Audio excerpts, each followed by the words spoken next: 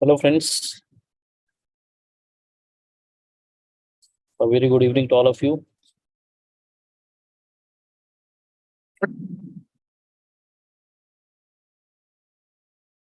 We were discussing section 7 on the last occasion, wherein we have discussed few circulars and remaining circulars we'll be discussing today.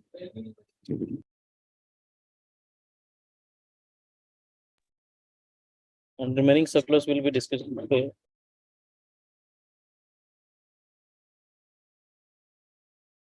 It is. So let me share the file first. Yes.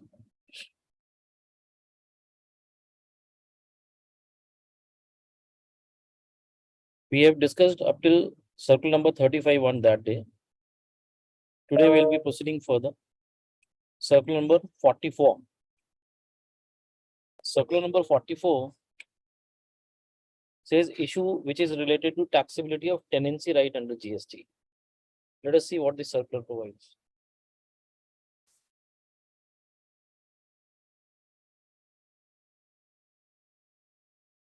The circular is on your screen. It is 2nd May 2018, circular number 44 of 2018. Issues related to taxability of tenancy rights under GST.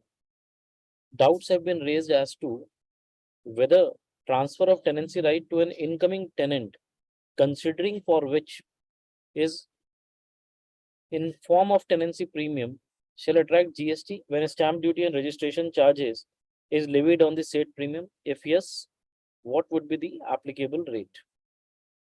This is the first question. And this is something which is very, very hot topic nowadays. I'll try to share how. Second, further, in case of transfer of tenancy rights, just give me 1 minute. Further, in case of transfer of tenancy rights, a part of the consideration for such transfer accrues to the outgoing tenant, whether such supplies will also attract GST. So what does it say? That whenever we are transferring the tenancy right, a part of the consideration may go for that transfer to the outgoing tenant, whether such supply will also attract GST. Now, the government says the issue has been examined. The transfer of tenancy rights against tenancy premium, which is also known as Pagdi system. We all are aware where the registration is not, or the document is not getting registered, or deed of registration is not being there. So there is a system of Pagdi, जिसको हम one time premium बोल सकते हैं, salami बोल सकते हैं. We can call it by any name, but basically it is known as Pagdi system. Is prevalent in some of these states. Say for example, अगर आप बॉम्बे जाएंगे, तो बॉम्बे में आप फोर्ट एरिया में जाएंगे, तो वहाँ पे पगड़ी सिस्टम चलेगा. बिकॉज जो हेरिटेज बिल्डिंग्स हैं, उनके अंदर वो they are not selling it off, they are giving on lease और रेंट. सो वहाँ पे जब भी एक टेनेंट दूसरे टेनेंट को ट्रांसफर करता है, तो owner is charging something extra which is pagdi, or maybe the tenant who is transferring that is charging something which is pagdi. So in this system, the tenant acquires tenancy right in the property against the payment of tenancy premium. The landlord may be the owner of the property, but the possession of the same lies with the tenant. The tenant pays periodic rent to the landlord as long he occupies the property. The tenant also usually has the option to sell the tenancy right of the said property, and in such a case has to share a percentage of the proceed with owner of land, as I have stated, that both will be taking it as laid down in the tenancy agreement. Alternatively, the landlord pays to the tenant the prevailing tenancy premium to get the property vacated. Such properties in Maharashtra are governed by Maharashtra Rent Control Act 1999. So this is prevalent in the state of Maharashtra. It's not that it's prevalent only in the state of Maharashtra. आप उत्तराखंड में आप चले जाएंगे, उत्तराखंड में Haridwar, so since I am aware of that, so वहाँ पे भी यही सिस्टम है. ज्यादातर जहाँ पे भी टेनेंसी एग्रीमेंट्स है, वहां पे जब टेनेंसी राइट्स ट्रांसफर होती है, then the tenant who has occupied the property for decades or for a number of years, he generally charges something which is known as pagdi.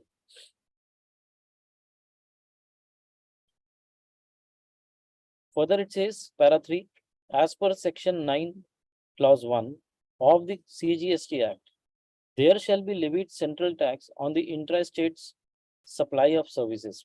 The scope of supply includes all forms of supply of goods and services or both, such as sale, transfer, barter, exchange, license, rental, lease, or disposal made or agreed to be made for a consideration by a person in course or furtherance of business, and also includes the activities specified in Schedule 2.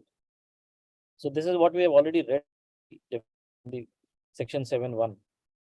The activity of transfer of tenancy right against the consideration in the form of tenancy premium is supply of service liable to GST. This is what the circular is saying.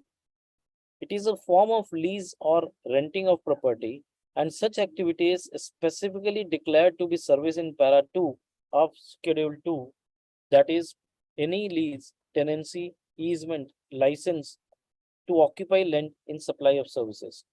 So therefore, it is now very clear that the tenancy agreement, when it is getting transferred, it is included in the term or included in the purview of supply of service. And therefore, it is specifically providing कि para 2 जो है schedule 2 का, वो specific entry है जहां पे इसको service माना गया इन schedule 2. Further, it says the contention that stamp duty and registration charges is levied on such transfers of tenancy right, and such transaction thus should not be subjected to GST is not relevant. Please note this, because जो मैं बोल रहा था कि बहुत अभी hot topic है ये, मैं उस पर थोड़ा सा आपको ग्लिम्स दूंगा. I not discuss that in detail, but that is something which is going to be the future course of litigation. But वो यहाँ से आएगा, because the contention is that we are paying stamp duty and registration charges. तो इसका मतलब तो ये हो गया कि ये ओनरशिप ही ट्रांसफर हो रहा है, एंड प्रैक्टिकली ऐसा ही होता है. बट चूंकि जो अग्रीमेंट है, डीड ऑफ असाइनमेंट जो है, that is a tenancy agreement, the question of GST is arising, and the dispute is being raised. Merely because a transaction or a supply involves execution of documents which may require registration and payment of registration fees and stamp duty would not preclude them from the scope of supply of goods and services and from payment of GST. The transfer of tenancy rights cannot be treated as sale of land or building declared as neither a supply of goods or services in para 5 of schedule 3 of the CGST Act 2017. Therefore, a consideration for the said activity shall attract levy of GST. So they are saying that it is not falling within merely because you are paying stamp duty or you are making some payment of registration charges. It doesn't mean that this is sale of building or land. It is not being covered into that, and therefore it is out of the purview of para 5 of the schedule 3, and hence the consideration which you are receiving for transfer of the tenancy right is basically supply of service and therefore taxable. This is what is being written by the circular. Now further it says, to sum up, the activity of transfer of tenancy rights is squarely covered under the scope of supply and taxable per se. Transfer of tenancy right to a new tenant against consideration in form of tenancy premium is taxable. I'm repeating this. Transfer of tenancy right to a new tenant against consideration is in form of tenancy premium is taxable. However, renting of residential dwelling for use as a residence is exempt. Hence, grant of tenancy right in a residential dwelling for use as a residential dwelling against tenancy premium or periodic rent or both is exempt. As regards services provided by outgoing tenant by way of surrendering the legal tenancy rights against consideration in the form of portion of tenancy premium is also liable to GST. So practically they are saying कि मैं कहीं पे tenant हूँ और मैंने अपनी tenancy का period late से 50 इयर्स की टेनेंसी थी, मैं उसको दूसरे को दे देता हूँ 20 साल के बाद, तो I am transferring this tenancy right and it is supply of service and therefore taxable. अब ये अमाउंट में जिसको मैं दे रहा हूँ उसको, और इसका कुछ पार्ट जो ओनर है उसको मिल रहा है, तो लॉ ये बोल रहा है या ये सर्कुलर ये बोल रहा है कि वो दोनों के केस में टैक्सेबल होगा। अभी जो मैं बता रहा हूँ कि ये हॉट इशू है, that is because of the sale of industrial plots which are procured or which are getting transferred in the industrial development corporations। वहां पे जो भी टेनेंसी या जो भी लीज होल्ड प्लॉट्स हैं उसकी जो सप्लाई हो रही है, इंडस्ट्रियल प्लॉट्स की जो ट्रांसफर्स हो रहे हैं, उसके ऊपर भी सेम ये इशू आ रहा है कि उसके ऊपर जीएसटी लगेगा या नहीं लगेगा, और जीएसटी लगेगा तो प्रीमियम मिले, आपका क्रेडिट मिलेगा कि नहीं मिलेगा। So there is an entry which is entry number 41, अगर आप देखेंगे अपफ्रंट प्रीमियम, लेकिन वहां पे रिस्ट्रिक्टेड है कि आप central government, state government, industrial development corporation, उनको आप वन अपफ्रंट प्रीमियम बोलते हैं, अपफ्रंट या सलामी अमाउंट देते हैं या पगड़ी अमाउंट देते हैं, तो दैट इज एग्जम्प्ट। बट अगर जीआईडीसी से मैंने लिया और मैंने अगर किसी मिस्टर एक्स को ट्रांसफर किया, तो उस सिचुएशन में इंटरप्रिटेशन ऐसा है कि उसके ऊपर जीएसटी लगेगा। वो और ये आप कंपेयर कर सकते हैं, as per this also GST is applicable, and similarly as per the government officers the GST is applicable in case of transfer of leasehold rights in plots, industrial plots. But important is what 41 number का जो entry है उसके अंदर there is also a amendment which is brought in and therefore certain conditions are levied, proviso, 4 proviso add किए। अगर आप उसको ध्यान से देखें तो वहां पे कहीं ना कहीं डिस्प्यूट अराइज होता है, और वो पढ़ के ऐसा लगता है कि अगर ओरिजिनल लेजर ने ओरिजिनल लीजी को जैसे दिया, वो सब लीजी को भी देगा अगर, तो भी एग्जम्प्ट होगा upfront premium. This is what is being debated.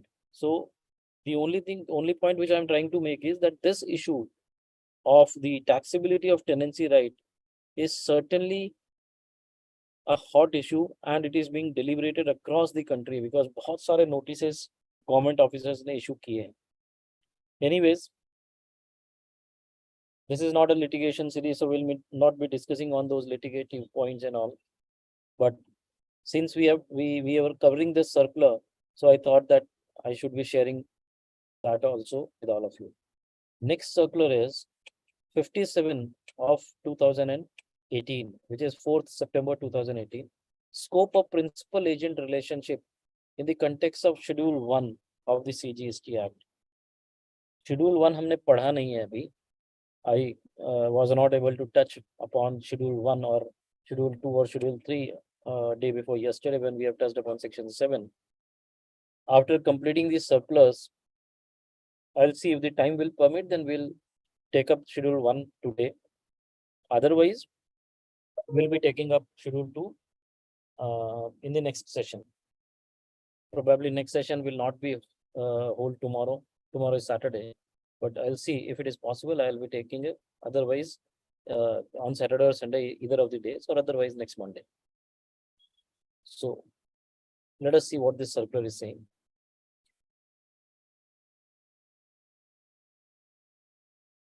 Why I'm saying that with the time permits, because these circulars are lengthy ones, and my endeavor in this particular series or rather sessions is to cover these circulars also and to read it threadbare along with the sections, rules, and etc. So certainly it is going to take time. Scope of principal agent relationship in the context of Schedule 1. Now, it says in terms of Schedule 1 of the Central Goods and Services Tax Act 2017, the value of goods by an agent, the supply of goods by an agent on behalf of the principal without consideration has been deemed to be a supply.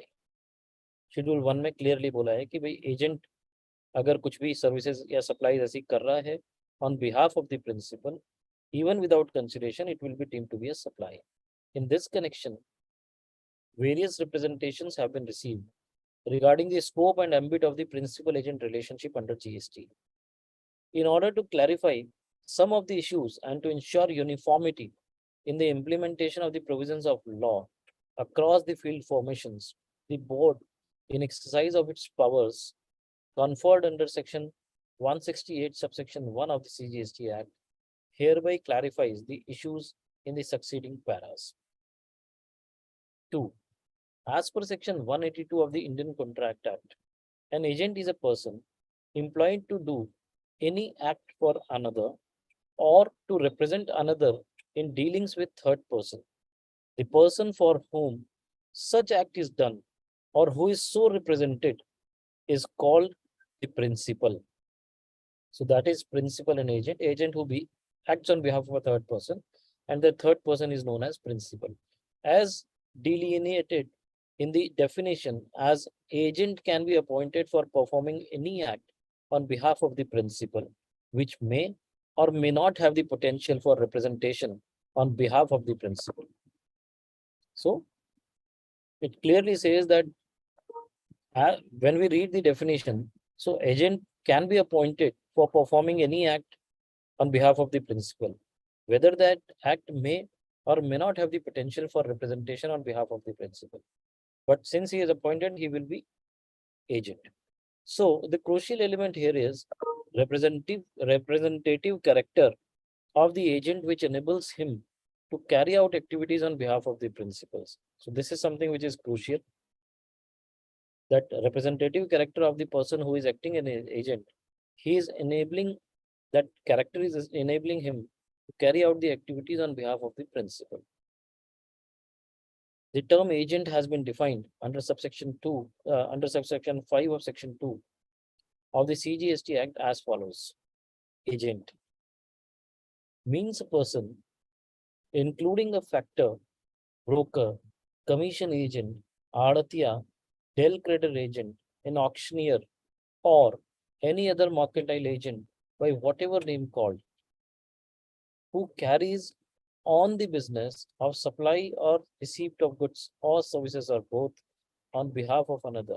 Now, important is who carries on the business of supply or receipt of goods and or services or both on behalf of another. We'll discuss why I am emphasizing more on this terminology, who carries on. The following two key elements emerge from the above definition of an agent. 1A, the term agent is defined in terms of various activities being carried out by a person concerned in the principal agent relationship. So it is defined in terms of various activities which is being carried out by the person who is concerned in this relationship, and the supply or receipt of goods or services has been undertaken by agent on behalf of the principal. From this, it can be deduced that the crucial component for covering a person within the ambit of the term agent under the GST Act is corresponding to the representative character identified in the definition of agent under the Indian Contract Act. 5. Further, the two limbs of any supply under GST are consideration and in course or furtherance of business. Where the consideration is not extant in the transaction, such a transaction does not fall within the ambit of supply. But in certain scenarios, as elucidated in Schedule 1 of the CGST Act, the key element of consideration is not required to be present. This is important because it says the key element of consideration is not required to be present for treating certain activities as supply. One such supply or one such activity which has been detailed in para 3, schedule 1 is reproduced hereunder. Supply of goods is the third para by a person to his agent, where the agent undertakes to supply such goods on behalf of the principal, or by an agent to his principal, where the agent undertakes to receive such goods on behalf of the principal. Here also, it is worth noticing that all the activities between the principal and the agent and vice versa do not fall within the scope of said entry. I'm repeating. Hence, Here also, it is worth noticing that all activities between the principal and the agent and vice versa do not fall within the scope of the said entry. The entry number 3. Firstly, the supply of services between the principal and agent and vice versa is outside the ambit of the said entry, because said entry क्या बोलती है, principal to his agent, जहाँ पे agent undertake करता है वो supply करेगा उसके behalf पे, या agent to his principal जहाँ पे agent undertake करता है कि वो receive करेगा उसके behalf पे. So but what is not included? The supply of services between the principal and agent and vice versa is outside. So services is not there because it is supply of goods. आप heading देखेंगे para 3 की, so that is heading of goods. And would therefore require consideration to consider it as supply and thus be liable to GST. Secondly, the element identified in definition of agent, therefore, that is supply or receipt of goods on behalf of principal, has been retained in this entry. So that is certainly retained in the entry.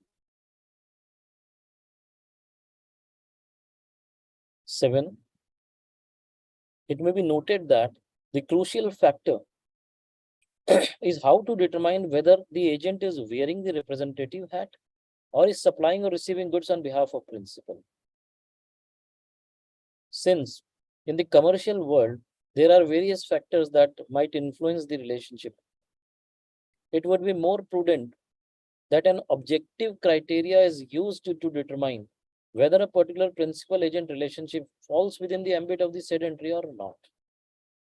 Thus, the key ingredient for determining relationship under GST would be whether the invoice for the further supply of goods or goods on behalf of the principal is being issued by the agent or not.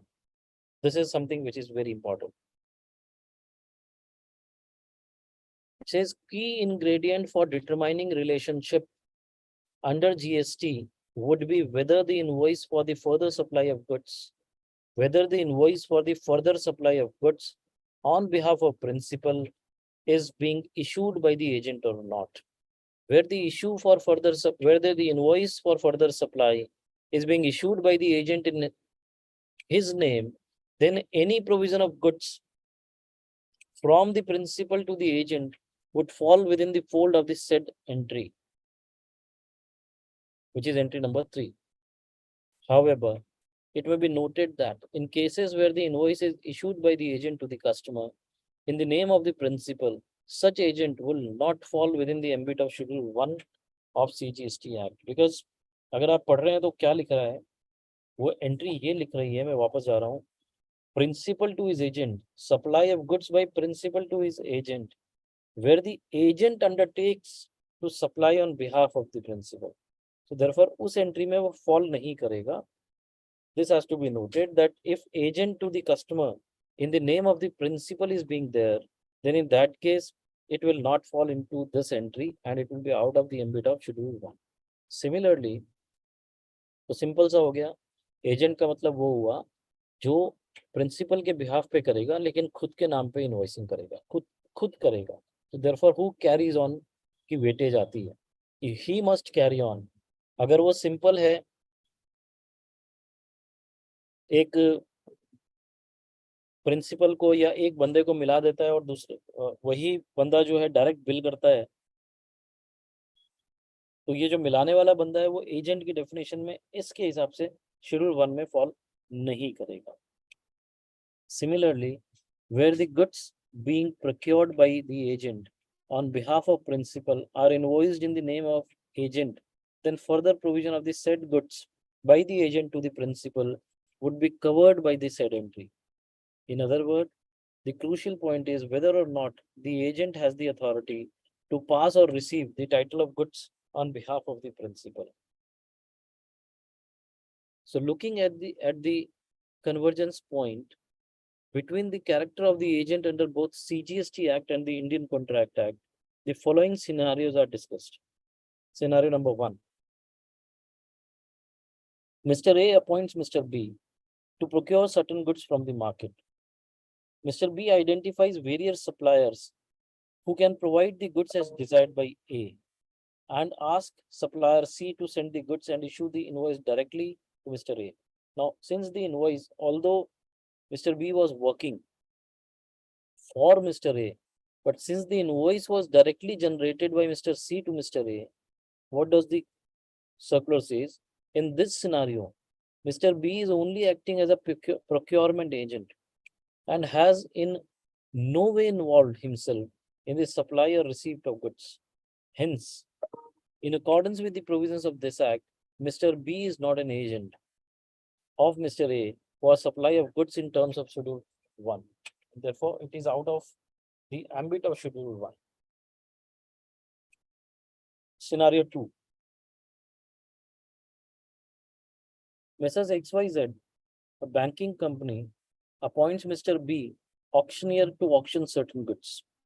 The auctioneer arranges for the auction and identifies some potential bidders. The highest bid is accepted and goods are sold to the highest bidder by Mr. XY by Messrs. XYZ. The invoice for the supply of goods is issued by Messrs. XYZ to the successful bidder. In this connection, in this scenario, the auctioneer is merely providing the auctioneering services with no role played in supply of goods. So he has no role. He is merely doing the auction work. XYZ is doing the transfer to the potential buyer who has made the payment. With no role played in supply of goods, even in this scenario, Mr. B is not an agent of Messrs. XYZ for the supply of goods in terms of Schedule 1.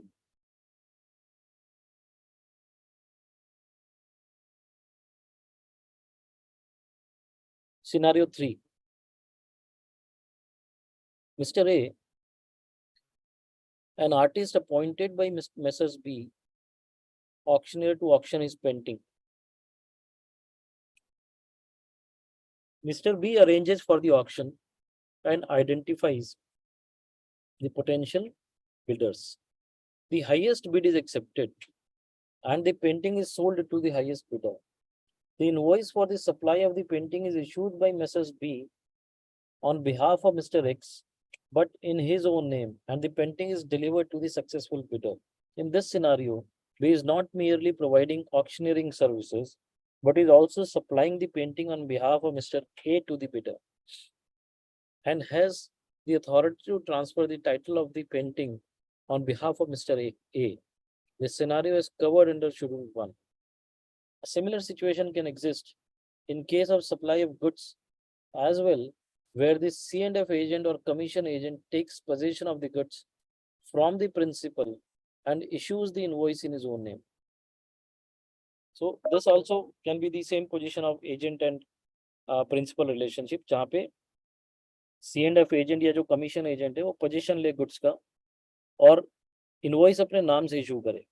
So sum and substance, whatever we have read, we have understood up till now is that in order to step into the shoes of an agent under GST, you have to keep in mind that you will have to carry on the business, and therefore you will have to take the invoice in your name, and then you can make the supply to the final recipient.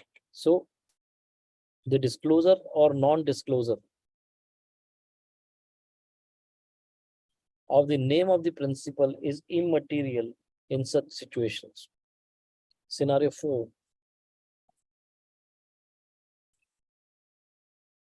Mr. A sells agricultural produce by utilizing the services of Mr. B, which is a commission, who is a commission agent as per the APMC Agricultural Produce Marketing Committee Act of the state.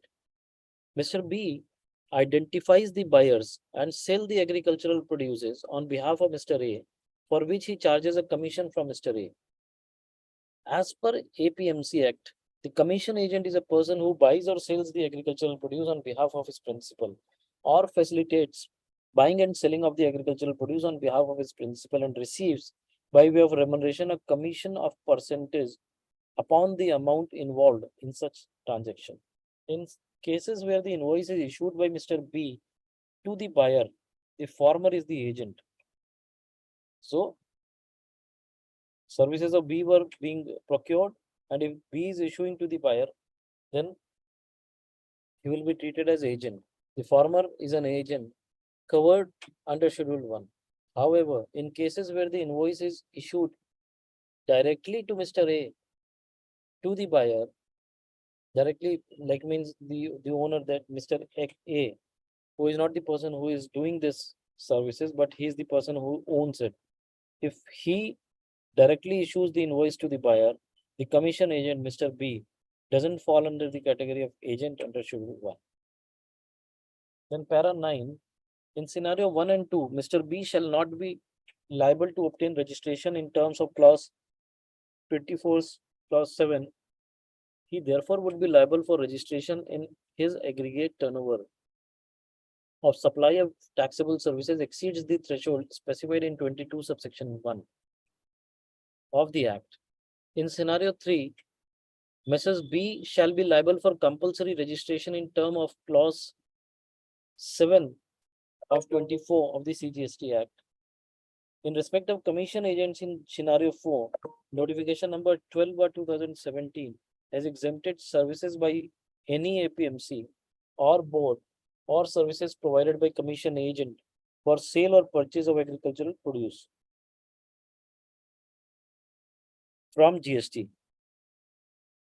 Therefore, the services provided by the commission agent for the sale or purchase of agricultural produce is exempted.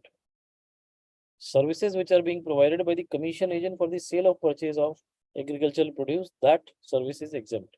Such commission agents, even when they qualify as agent under Schedule 1, are not liable to be registered according to subclause A of subsection 1 of section 23 of the CGST Act. If the supply of the agricultural produce and or other goods or services supplied by them are not liable to tax or fully exempt from GST. However, in cases where the supply of agricultural produce is not exempted and liable to tax, such commission agent shall be liable for compulsory registration under subsection 7 of section 24 of the CGST Act. So this is how they have tried to explain the entire controversy of the relationship between the agent and the principal.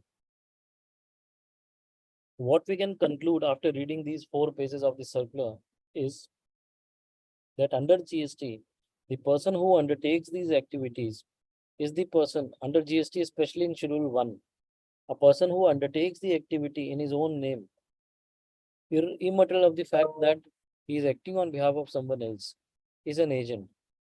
Whereas if he is directly generating the invoice, the supplier is directly generating the invoice, and this person, the person who is arranging the supply,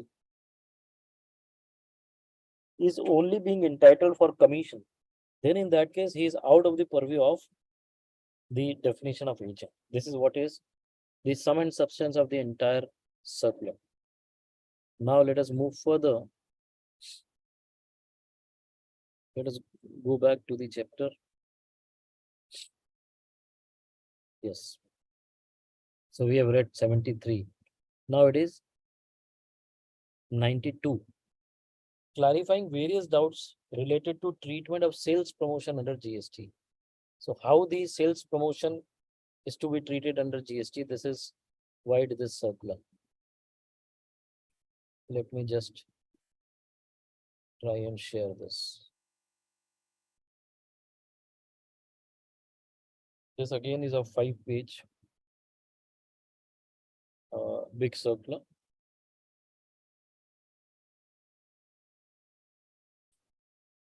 Clarification on various doubts relating to treatment of sales promotion schemes under GST. Now, friends, please bear in mind, as I've already stated a couple of times, I'm again reiterating the same submission to all of you, that we will do this exercise continuously. All those who are in hurry may not join this, but all those who want to read threadbare each line can please join and try to be with me. And we are not in a hurry. We will be discussing every circular. और simple सा है, एक circular भी हम एक दिन में पढ़ेंगे, that is also more than sufficient for us because we'll learn something, or if not learn, then at least we will revise something that we have already read. Various representations have been received seeking clarification on issues raised with respect to tax treatment of sales promotion scheme under GST. To ensure uniformity in the implementation of the law across the field formations, the board, in exercise of its power conferred under section 160 subsection 168 subsection 1 of the Central Goods and Services Tax Act, hereby clarifies the issues in succeeding paragraphs. It has been noticed that there are several promotional schemes which are offered by taxable person to increase sales volume and to attract new customers for their products. Some of those schemes have been examined, and clarification on aspect of taxability, valuation, availability and otherwise of availability or otherwise of input tax credit in the hands of supplier, hereinafter referred to as ITC, in relation to the said schemes are declared hereunder. A. Free samples and gifts. It is common practice among certain section of the trade and industry, such as pharmaceutical companies, which often provide drug samples to their stockists, dealers, medical practitioners, etc., without charging any consideration.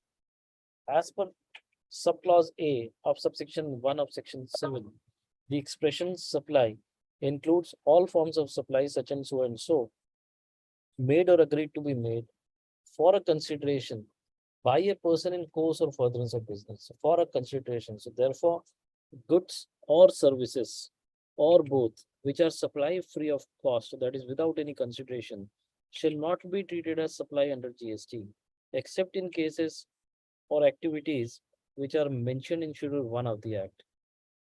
Accordingly, it is clarified that samples which are supplied free of cost without any consideration do not qualify as supply under GST, except where the activity falls within the ambit of Schedule 1 of the said Act. तो आप जो भी आप samples देते हैं वो samples free देते हैं, इसलिए वो सप्लाई की कैटेगरी में, सप्लाई के स्कोप में नहीं फॉल करेगा, because there is no consideration. लेकिन शेड्यूल 1 में अगर कोई ऐसी एंट्री है, वो अगर आप कर रहे हैं तो सर्टेनली फिर वो फॉल करेगी. Further, clause H of subsection 5 of section 17 of the said act provides that ITC shall not be available in respect of goods lost, stolen, destroyed, written off, or disposed of by way of gift or free samples. Thus, it is clarified that input tax credit shall not be available to the supplier on the input services and capital goods. So, input tax credit shall not be available to the supplier on input services and capital goods to the extent they are used in relation to gifts or free samples distributed without any consideration. However, the activity of distribution of gifts or free samples fall within the scope of supply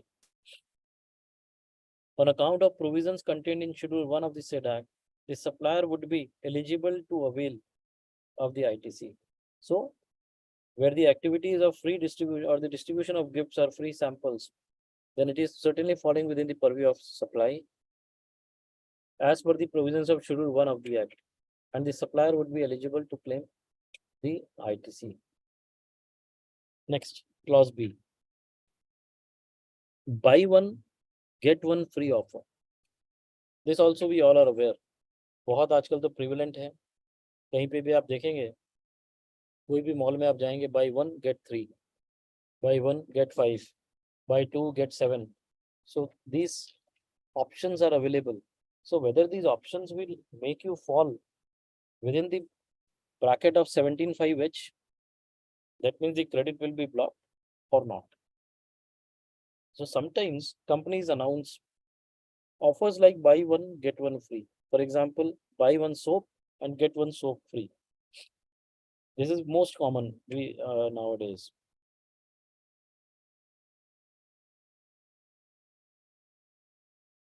Just a minute.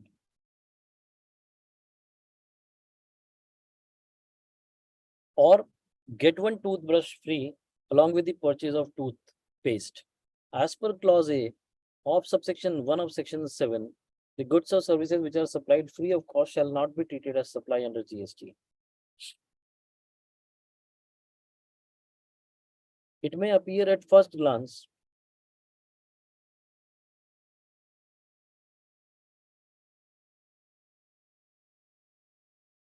it may appear,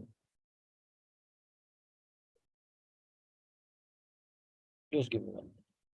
At first glance that in case of offers like buy one get one free, one item is being supplied free of cost without any consideration. In fact, it is not the individual supply of free goods, but a case of two or more individual supplies, which is where a single price is being charged for the entire supply. It can be best treated as supply two goods for the price of one. Taxability of such supply will be dependent upon as to whether the supply is a composite supply or a mixed supply, and the rate of tax shall be determined as per the provisions of section 8 of the said act.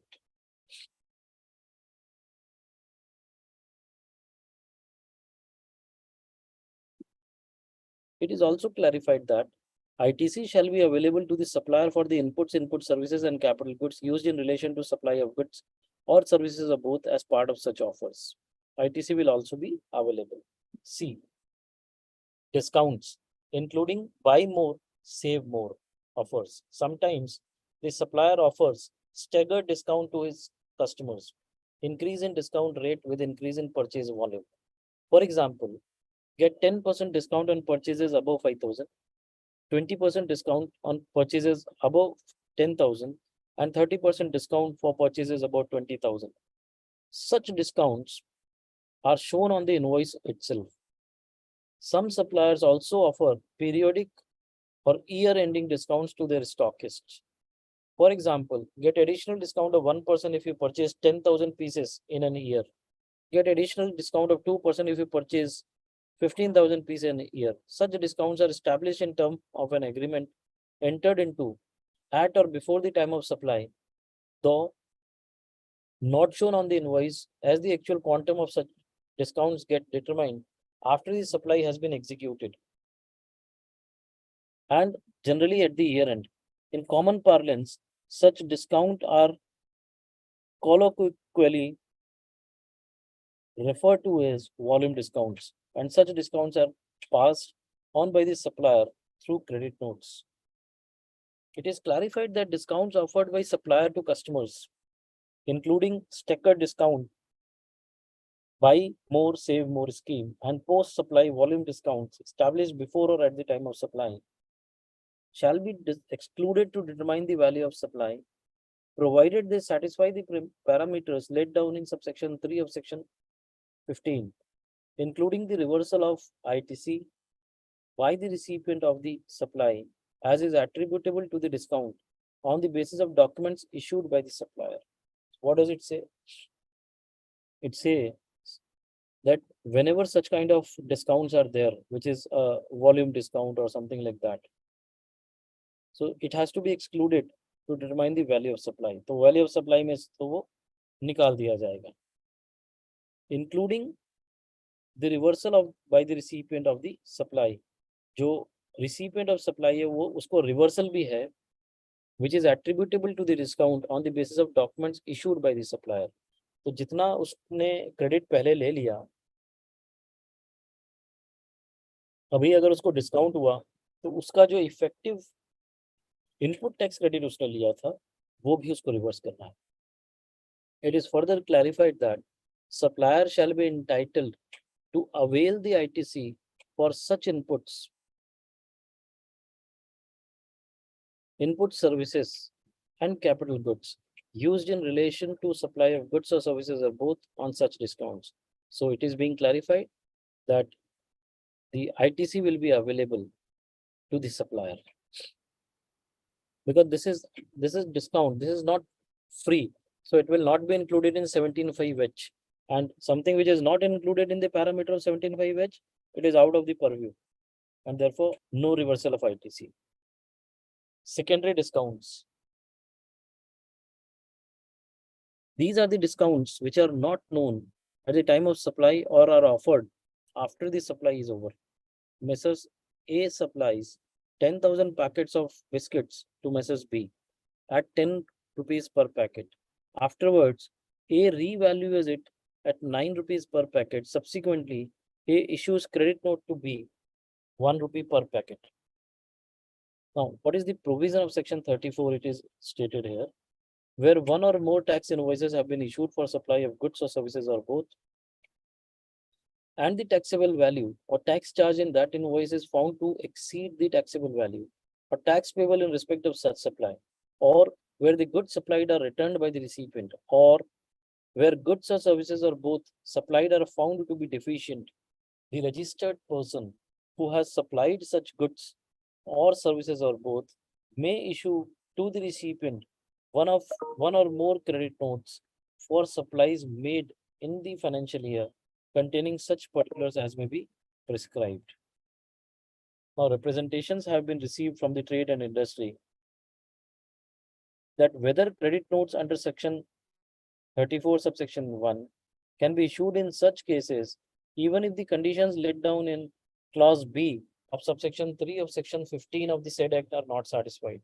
It is hereby clarified that financial or commercial credit notes can be issued by the supplier even if the conditions mentioned in clause B of subsection 3 of section 15 of the said act are not satisfied. In other words, credit note can be issued as a commercial transaction between the two contracting parties. So वहां पे वो GST लगा के credit note issue नहीं कर पाएगा, वो financial credit note issue कर सकता है.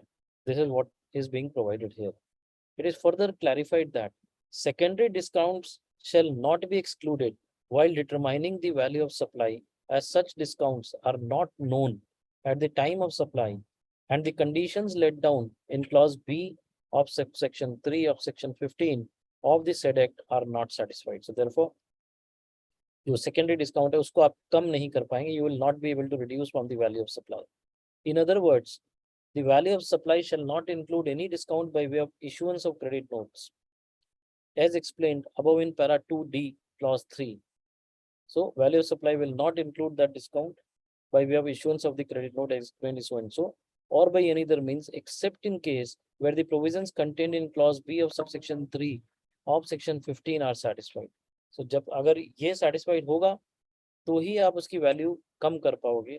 अगर ये clause satisfied नहीं है clause B of section 15(3), then in that case you will not be allowed to reduce the value.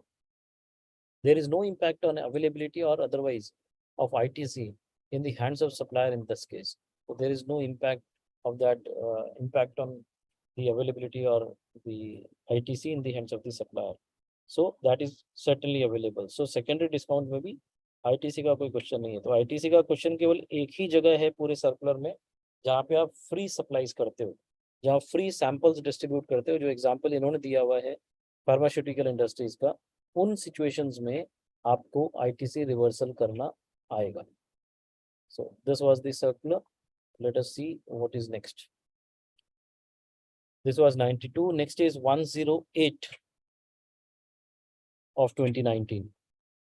Clarifying issues regarding procedure to be followed in respect of goods sent, taken out of India for exhibition or on consignment basis for export promotion. ये भी काफी queries आती हैं कि मैं अपना बाहर ले जाता हूँ अगर कुछ किन्हीं गुड्स को, तो उस सिचुएशन में क्या होगा.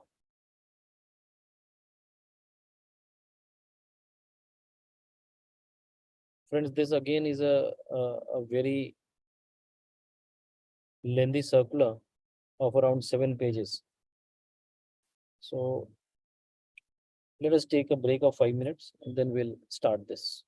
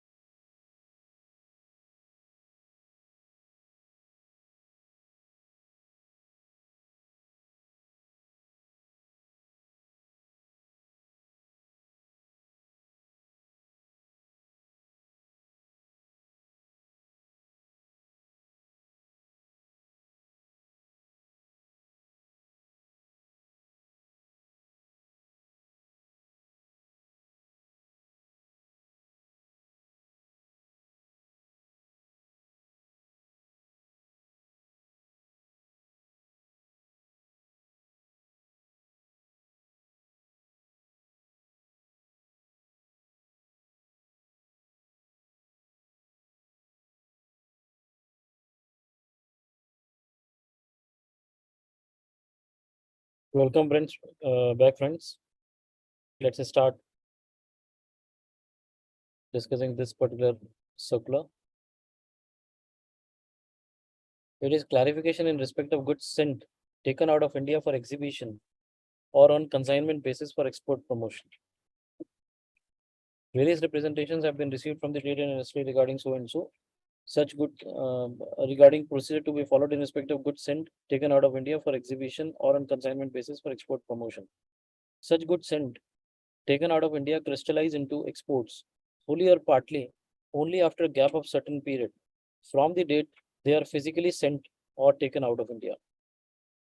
So finally, तो जब आप एक बार बाहर एग्जीबिशन में लेके गए और वहाँ पे आप सेल कर रहे हो, तो it is basically it is going to crystallize as an export, but it says that it may take some time that practically तो physically वो बाहर ले गए हैं, लेकिन actually export होने में उसको थोड़ा सा time लगता है. The matter has been examined.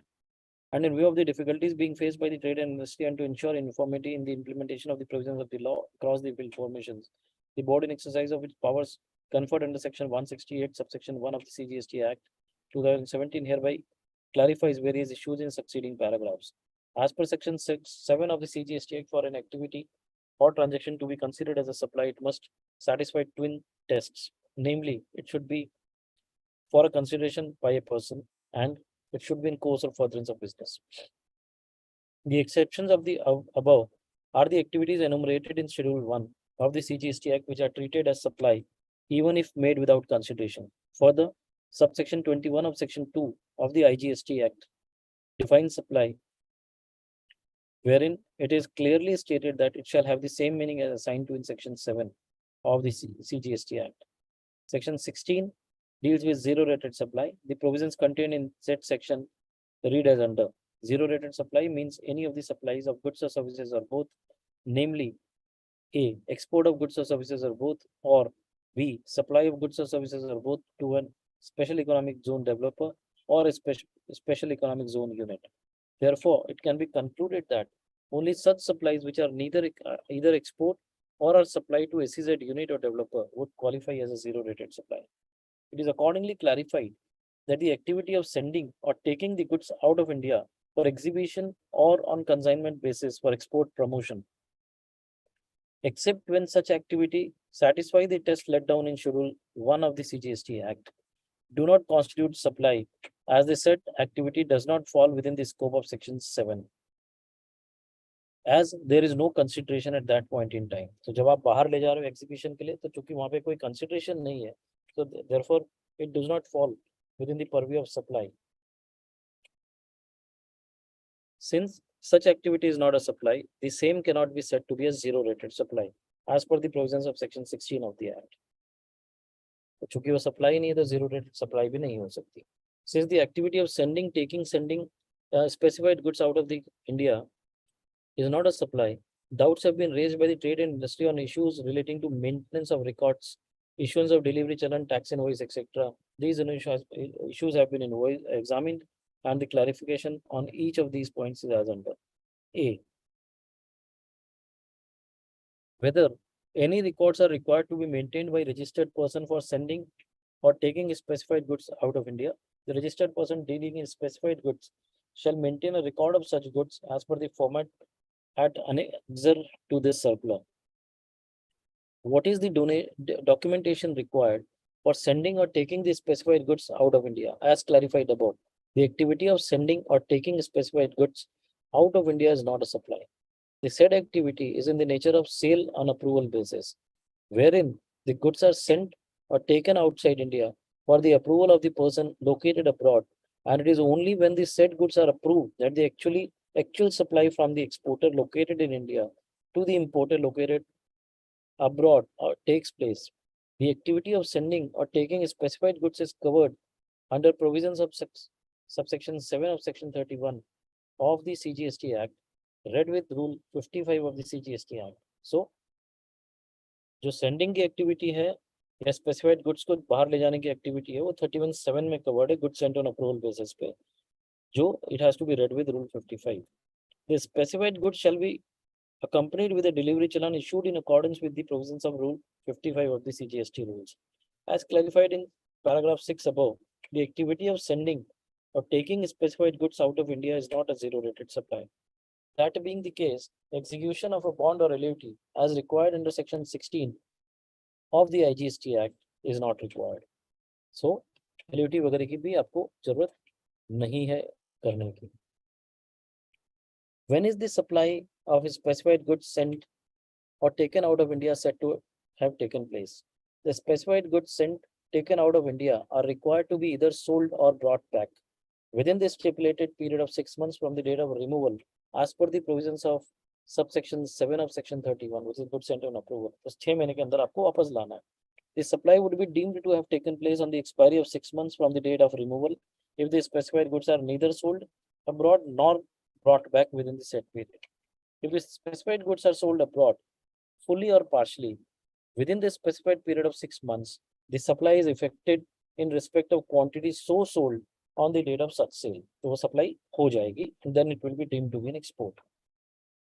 Whether invoice is required to be issued when the specified goods sent or taken out of India are brought back either fully or partially within the stipulated period.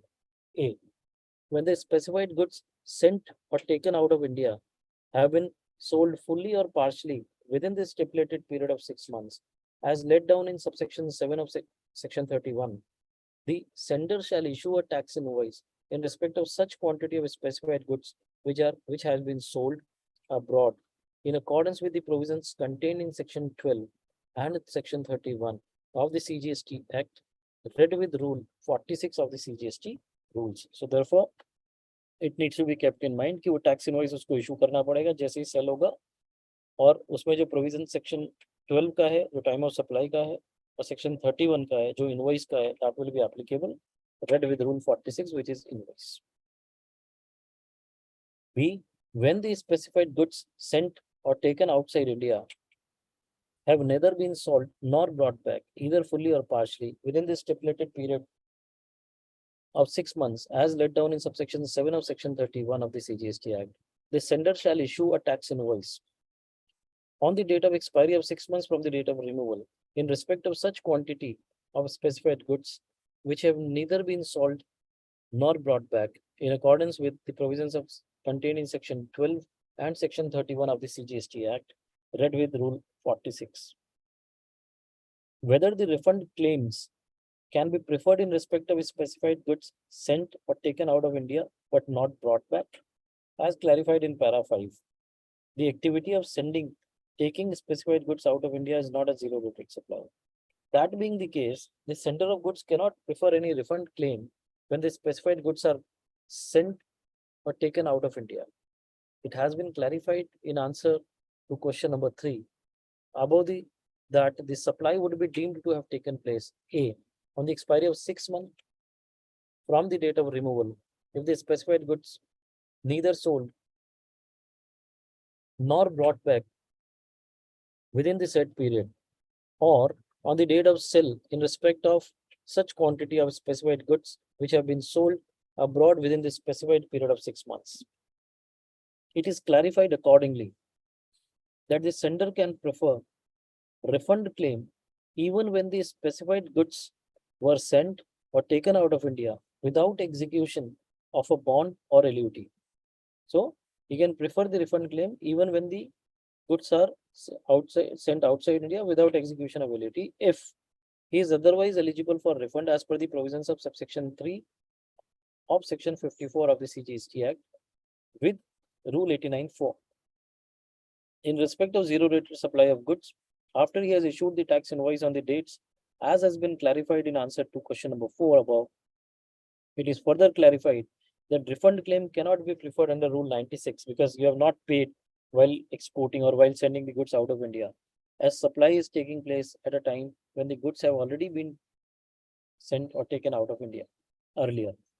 The above position is clarified by way of following illustrations. Messrs. ABC sends 100 units of specified goods out of India. The activity of merely sending or taking such specified goods out of India is not a supply. No tax invoice is required to be issued in this case, but the specified goods shall be accompanied with a delivery challan issued in accordance with the provisions of Rule 55 In case the entire quantity of specified goods is brought back within the stipulated period of 6 months from the date of removal, no tax invoice is required to be issued as no supply has taken place in such case. In case, however, the entire quantity of specified goods is neither sold nor brought back within 6 months from the date of removal, a tax invoice will be required to be issued for entire 100 units of specified goods in accordance with the provisions contained in Section 12 and Section 31 of the CGST Act, read with Rule 46 of the CGST rules, within the time period stipulated under subsection 7 of Section 31. That is 6 months. This is first. Second, Messrs. ABC sent 100 units of specified goods out of India. The activity of sending or taking such specified goods out of India is not a supply. This is very clear. No tax invoice is required to be issued. Shall be accompanied by a delivery challan as per Rule 55. I'm not reading it again. If 10 units of the specified goods are sold abroad, say after 1 month of sending or taking out, another 50 units are sold after 2 months of sending or taking out, a tax invoice would be required to be issued for 10 and 50 units at the time of each sale in accordance with the provisions contained in Section 12 and 31. Read with Rule 46. Now, if the remaining 40 units are not brought back within the stipulated period of 6 months from the date of removal, a tax invoice will be required to be issued for 40 units in accordance with the provisions of contained in Section 12 and Section 31 of the CGST Act, read with Rule 46. Further, ABC may claim refund of accumulated input tax credit in accordance with the provisions contained in subsection 3 of 54, read with Rule 89(4), in respect of zero rated supply of 60 units. So that also can be taken. The refund can be taken. So this is the circular, which is a very important circular. It is clarifying a lot of things. Therefore, I believe we all should be taking cognizance of this particular circular. Going back,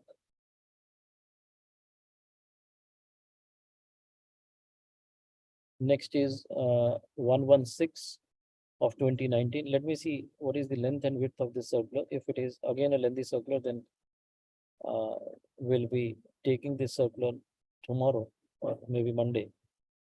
Monday also I'm traveling, but I'll try to have this session. Yes, it is a 2-pager. Let's do this. Levy of GST on service of display of name or placing of nameplates of the donor in premises of charitable organizations receiving donation और gifts from individual donors. ये बहुत बड़ा issue हुआ था service tax में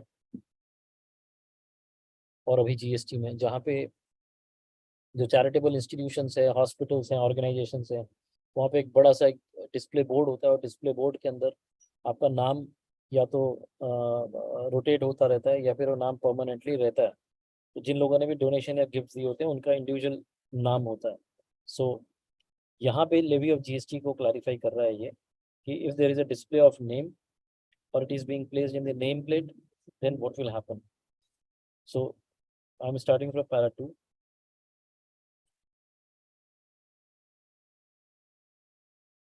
Representations have been received seeking clarification whether GST is applicable on donations or gifts received from individual donors by charitable organizations involved in advancement of religion, spirituality, or yoga, which is acknowledged by them by placing nameplates in the name of the individual donor. Now, please remember, this circular is only clarifying religion, advancement of religion, spirituality और yoga.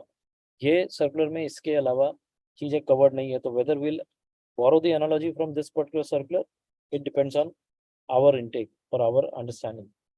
So the issue has been examined. Individual donors provide financial help or any other support in the form of donation or gift to institutions such as religious institutions, charitable organizations, schools, hospitals, orphanages, old age homes. तो यहाँ पे example दिया है. The recipient institutions place a nameplate or similar such acknowledgement in their premises to express the gratitude. When the name of the donor is displayed in recipient institution premises in such a manner which can be said to be an expression of gratitude and public recognition of donors' act of philanthropy and is not aimed at public or giving publicity to the donor in such manner that it would be an advertising or promotion of his business, then it can be said that there is no supply of service for a consideration. There is no obligation, quid pro quo, on part of the recipient of the donation of or gift to do anything. Therefore, there is no GST liability on such consideration. So again, it is a subjective explanation which is being given कि अगर आप उसकी publicity करने के अलावा का अगर ये है, then it is out of GST purview. या फिर कुछ प्रोक्यो नहीं है तो भी वो purview में कवर नहीं होगा. Some examples of cases where there can be no tax, there would be no taxable supply are as follows. Good wishes from Mr. Rajesh, printed underneath a digital blackboard donated by Mr. Rajesh to a charitable yoga institution. Donated by Shri Malati Devi in the memory of her father, written on the door or floor of a room or any part of a temple complex which was constructed from such donation. In each of these examples, it may be noticed that there is no reference or mention of any business activity of the donor, which otherwise would have got advertised. Thus, where all the three conditions are satisfied, namely the gift or donation is made to a charitable organization, the payment has the character of gift or donation, and the purpose is philanthropic, it leads to no commercial gain and not advertisement, GST is not applicable. So this is the circular which clarifies कि अगर philanthropic purpose है, कहीं कोई उसके business को आप नहीं display कर रहे हैं, ऐसा कोई भी advertisement नहीं है, then in that case it will be leading to a philanthropic activity and therefore no GST will be applicable. So I think let's stop here only today. 116 we have done. 121 onwards circulars we will be reading tomorrow. And I once again request each one of you कि जो हम circulars यहाँ पे पढ़ रहे हैं, आप देख रहे हैं, सुन रहे हैं, वो circulars में अगर आपकी कोई queries हैं, kindly raise those queries. आप वो queries को mail पे भेज सकते हैं and will certainly take up those queries because I am reading it for the purpose of understanding of everyone. I am trying to explain wherever I feel that it is required. But even otherwise, if there is any query further, then you are most welcome to ask those queries to us and we'll be certainly replying back as and when it is possible for us, but we'll certainly reply back. With this, I'm thankful to each one of you and let's wait for the another session wherein we'll be discussing 121 circular number onwards. Thank you. Thank you very much.